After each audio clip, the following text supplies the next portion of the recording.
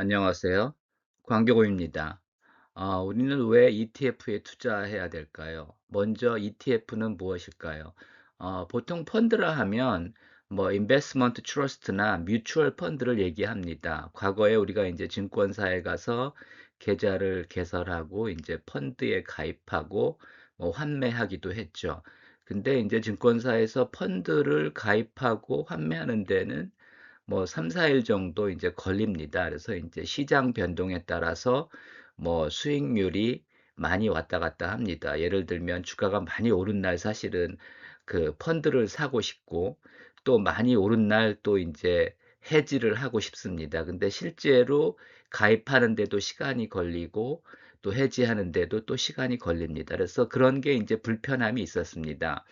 반면에 ETF도 기본적으로는 펀드입니다. 하지만 거래소에서 이제 주식처럼 언제든지 사고 팔 수 있죠.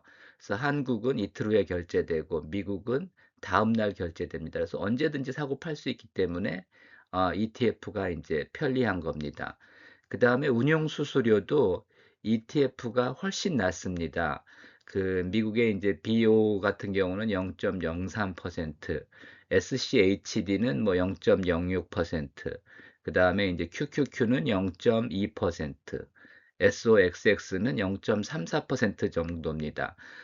국내 ETF들은 이거보다는 좀 높은데 그렇게 높진 않습니다. 왜 ETF를 사야 할까요? 지금은 기술주의 시대입니다. 그래서 이제 여러 기술이 경쟁을 하는데 누가 승자가 될지 알 수 없습니다. 지금 이제 시장의 주요 테마는 AI죠. 그리고 이제 AI 붐을 가져온 게 오픈 AI고요. 또 오픈 AI 때문에 가장 혜택을 많이 본 주식이 엔비디아고 지금 현재 전 세계 시가총액 1위가 그래서 이제 엔비디아가 된 겁니다. 얼마 전까지만 해도 엔비디아, 오픈 AI가 이제 AI 붐을 주도했는데 최근에 바뀌었죠. 이제 최근에는 또 이제 구글이 치고 올라오면서 양강 체제가 되고 있습니다. 이렇게 이제 기술주의 시대는 여러 기술이 경쟁하다 보니까 언제 어떻게 바뀔지 모릅니다. 내년에는 또 어떻게 될지 알 수 없습니다. 그 워렌 버핏이 그래서 이제 기술주를 투자하지 않았죠. 물론 워렌 버핏이 항상 옳은 것은 아니지만은 하여튼 뭐 기술주에 이런 문제가 있는 거는 뭐 사실입니다. 하지만 승자라는 게 우리가 전혀 모르는 그런 숨겨진 회사가 갑자기 승자가 될 가능성은 없고요. 우리가 잘 아는 회사들 중에 결국 이제 승자가 나올 겁니다. 뭐 대표적으로 이제 M7이죠. 매그니피센트 세븐이라는 미국을 대표하는 7개의 빅테크 기업이 있는데 그 기업 중에 하나가 될 가능성이 뭐 가장 높습니다. 뭐 다른 기업들도 있지만은 현재로서는 그렇습니다. 그래서 ETF를 사는 게 오히려 유리할 수 있다. 또 이제 해외 투자의 경우에는 우리가 개별 종목의 리스크를 일일이 파악할 수가 없습니다. 미국에서 어떤 일이 일어나고 있는지, 또 어떤 주식을 좋게 보는지, 미국에서 나오는 뉴스들을 우리가 다 일일이 파악할 수가 없습니다. 그래서 이제 ETF를 투자하면은 결국은 이제 마켓 리스크만 이제 감당하면 되는 겁니다. 뭐 이제 미국을 대표하는 그리고 가장 유망한 이제 ETF들을 추천해 보면요. 뭐 가장 유망한 게 이제 BOO로 봅니다. 그러니까 S&P 500을 추종하는 대표적인 그 ETF고요. 원래 이제 S&P 500을 그 대표하는 ETF는 SPY였는데 BO가 이제 수수료가 더 싸다 보니까 요즘은 BO가 이제 대표 ETF가 됐습니다.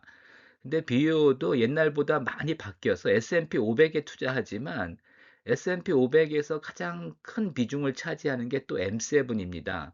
그래서 뭐 가장 많이 그 포함되어 있는 주식이 엔비디아고요. 7.37%.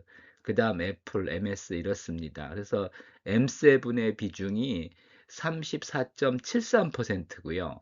10대 종목 중에서 이제 M7에 포함 안 된 거는 ABGO, 그러니까 브로드컴이죠. 브로드컴하고 버크셔 해더웨이만 있는데 ABGO는 뭐 M7에는 들어가지 않지만 거의 M7에 가까운 주식이고요. 뭐 특별히 이제 좀 다른 주식이 있다면 네, 버크셔 해더웨이입니다. 근데 이제 버크셔 해더웨이는 A 클래스와 이제 B 클래스가 있는데 A 클래스는 유동성이 떨어져서 보통 이제 B 클래스를 이제 추천하죠.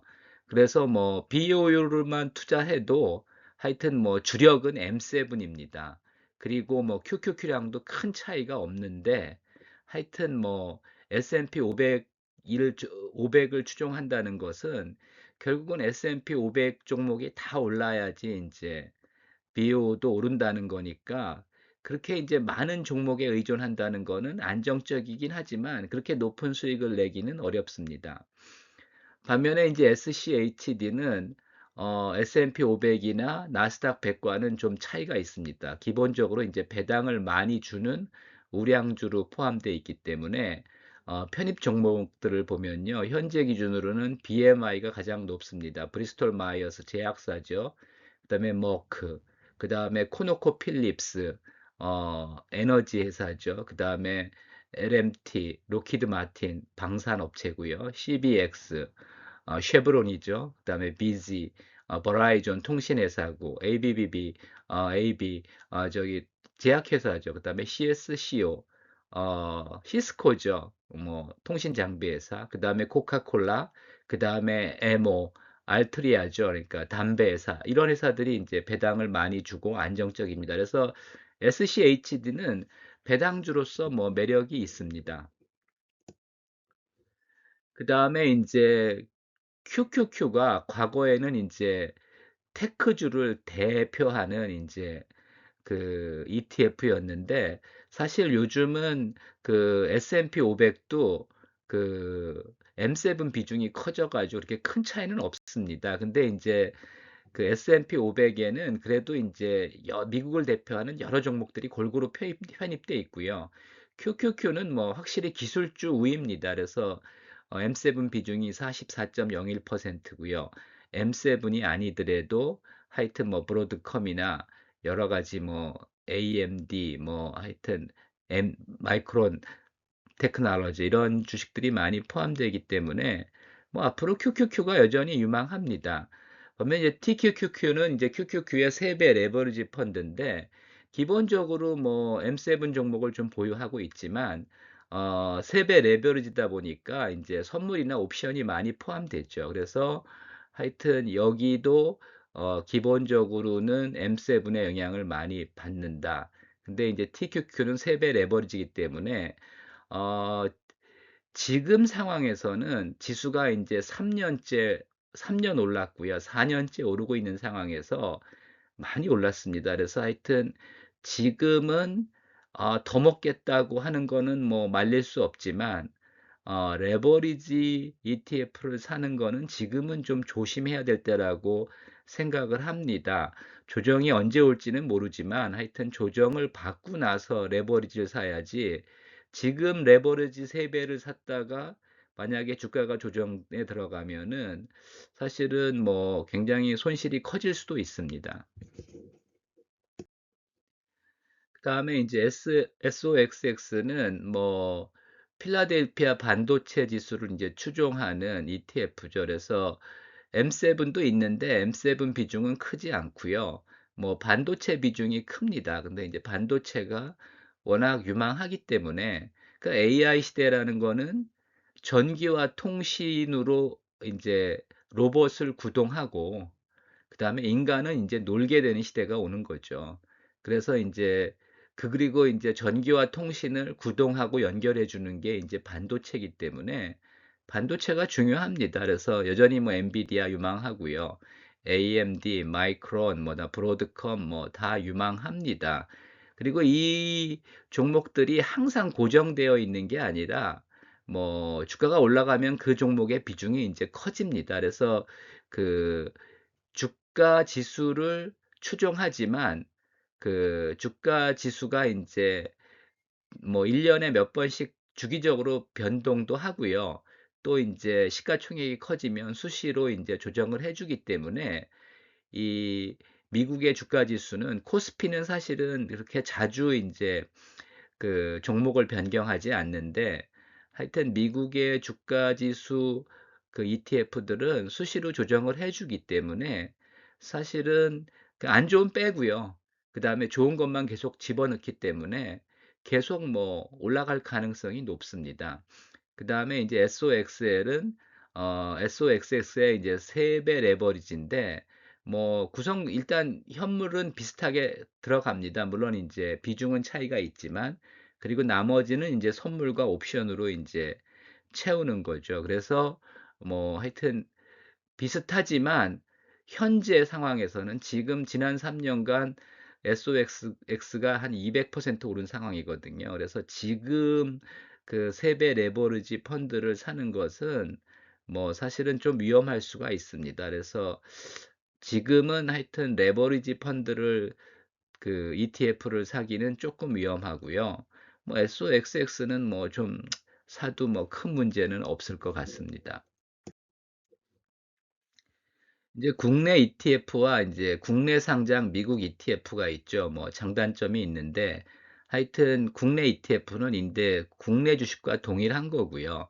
그다음에 이제 국내 종목은 결국은 우리가 이제 뭐 삼성전자나 현대차나 뭐 두산 에너빌리티나 한화에로스페이스나 잘 알고 뉴스도 뭐 매일매일 나오지 않습니까? 그러니까 매일매일 체크가 가능하기 때문에 사실은 국내 주식은 꼭 ETF를 살 필요는 없습니다. 근데 뭐 ETF를 사도 뭐 나쁠 건 없죠. 그래서 이제 국내 주식과 동일하고요. 국내 ETF는 어, 매매 방식이 동일하고 순수 주식형은 뭐 양도세 없습니다. 그 다음에 이제 파생형이라는 거, 뭐 레버리지나 이제 인버스죠. 이런 것들은 이제 선물 옵션을 포함하기 때문에 파생형이라고 하고요. 양도 차익을 배당으로 간주하기 때문에 이익이 나면 양도 차익의 이제 15.4%가 과세가 됩니다. 손실이 나면 이제 세금은 없죠. 그래서 이제 이런 차이가 있고 뭐 대표적인 국내 ETF가 이제 타이거 2차 전지 테마나 코덱스 로봇 액티브 뭐 많이 있죠. 많이 있는데 하여튼 그 다른 것들은 굳이 그렇게 투자할 필요는 없고요. 이제 ETF를 투자한다는 거는 2차 전지는 유망하지만 어느 종목이 갈지는 잘 모르겠다. 그러면 이제 ETF를 투자하는 거죠. 그러니까 로봇주도 마찬가지입니다. 로봇이 유망한데 사실 어떤 종목이 그 결국은 승자가 될지는 잘 모르겠다. 그러면 이럴 때 이제 ETF를 투자하는 겁니다. 그 다음에 이제 미국 ETF는 뭐 저는 사실은 그 미국 ETF를 직접 달러로 바꿔서 투자하는 거를 이제 선호하지만은 또 이제 국내 상장 미국 ETF가 이제 좋은 경우가 있습니다. 일단은 환전을 안 해도 됩니다. 원화로 매매하고요. 환율은 뭐 NAB에 반영이 되죠. 그 다음에 ISA 구자나 연금저축으로도 이제 투자할 수가 있기 때문에 미국 주식이나 미국 ETF는 ISA나 연금저축이 직접 투자를 못 합니다. 근데 국내 상장된 미국 ETF는 ISA나 연금저축으로 이제 투자가 가능하고요. 세금은 내야 됩니다. 양도 차익을 이제 배당으로 간주해서 15.4% 과세합니다. 지금 국내 상장 미국 ETF가 무지무지하게 많습니다. 뭐 증권사별로 다 있는데 이제 코덱스가 삼성증권 브랜드고 타이거가 이제 미래에셋증권 브랜드인데 코덱스 미국 S&P 500은 이제 BO랑 같은 거고요. 그 다음에 코덱스 미국 배당 다우존스는 SCHD, 슈드랑 같은 거고. 그 다음에 타이거 미국 나스닥 100은 QQQ랑 같은 거고, 타이거 미국 필라델피아 반도체 ETF는 이제 SOXX랑 같은 겁니다. 그래서 뭐 미국 ETF를 직접 투자하시는 것도 좋고요. 또 국내 상장 미국 ETF를 사시는 것도 큰 차이는 없습니다. 뭐 세금이나 환전에서 약간씩 차이가 나는데 뭐 어떤 게 확실히 유리하다고 얘기할 수는 없고요. 여러분이 이제 어떻게 운영하느냐에 따라서 국내 상장 미국 ETF가 유리할 수도 있고 직접 미국 ETF를 사고 파는 게 유리할 수도 있습니다. 하여튼 기술주의 시대는 뭐 ETF가 더 좋은 투자 수단이다. 이렇게 생각이 됩니다. 참고하시기 바랍니다.